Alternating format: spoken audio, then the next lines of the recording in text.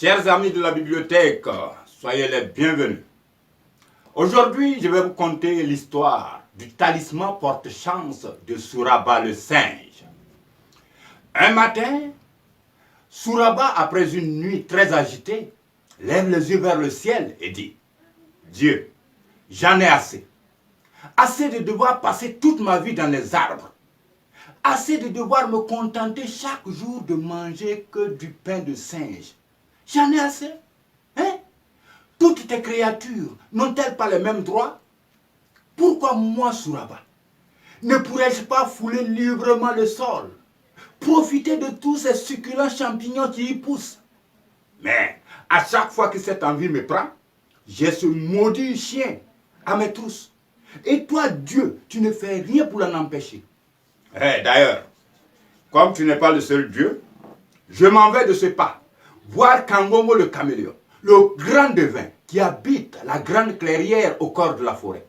Lui au moins, il pourra me trouver un talisman porte-chance qui me permettra de fouler le sol librement sans avoir à avoir ce chien à mes trousses.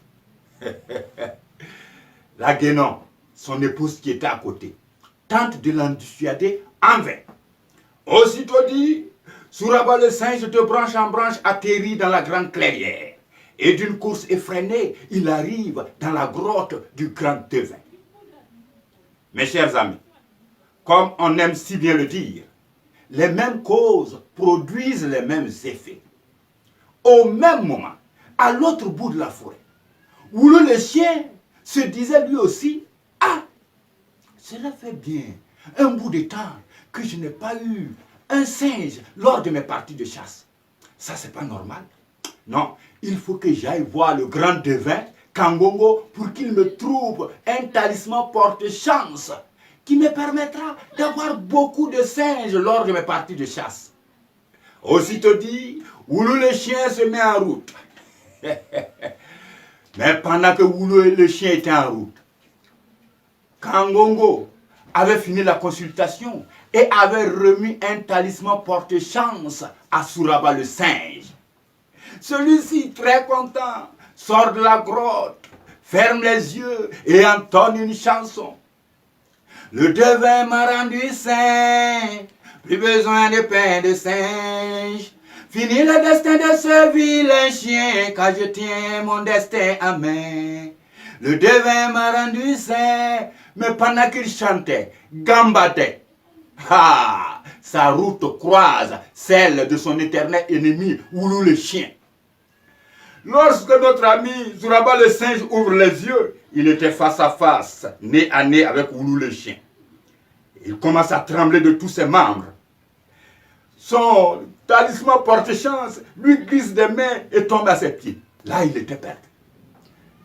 Mais la Guénon, ayant flairé le danger, avait discrètement suivi son mari et était venu se poster dans une branche là, à l'entrée de la clairière. Voyant son mari en danger, elle entonne une chanson. Koro suranguye sabari eva. Koro suranguye sabari eva de. Treflani nao, ye ulu chama faga o sabari eva. Oh oh oh oh sabari de. La Guénon disait ceci. Mon cher mari, rien que cette semaine, tu as tué 99 chiens. Et là, en ce moment précis, tu es sur le point de tuer le 100e chien. Mais, mon mari, à ce rythme-là, tu vas décimer toutes leurs espèces. Hein? Le chien, dans un nuage de poussière, il prend la clé des champs. Il traverse la clairière, traverse la forêt, escalade des montagnes, enjambe marigots, lacs et rivières et finit sa course dans le village des hommes. Depuis ce jour, notre ami Woulou le chien a décidé de vivre auprès des hommes.